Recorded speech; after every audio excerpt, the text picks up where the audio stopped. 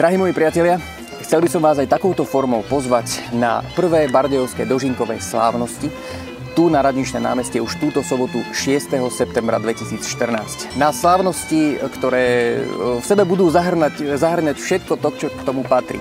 Presne tak ako za starých dobrých čias, veľký alegorický sprievod, ktorý sa začne o 15. hodine a bude prechádzať ulicami Dlhý rad, sídliskom Družba, sídliskom Obrancov mieru, teda po Komenského ulici, no a zakotvíme potom tu na Radničnom námestí, kde sa o 16.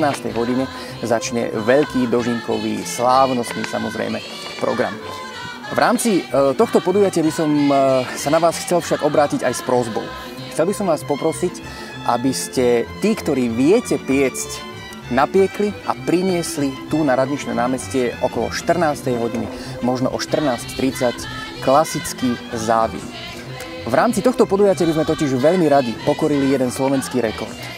Je to rekord v dĺžke dožinkového koláča. Ten doterajší rekord je 37 metrov.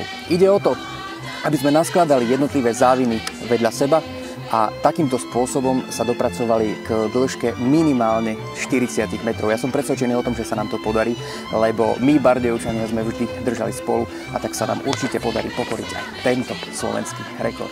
Nuž, ak piecť neviete, alebo ak nemáte chuť piecť a prispieť takto svojou troškou ku pokoreniu tohto rekordu, tak jednoducho len príďte.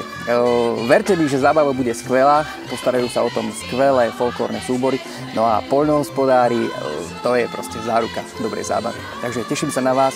Už túto sobotu o 16:00 začínajú prvé bardejovské dožinkové slávnosti.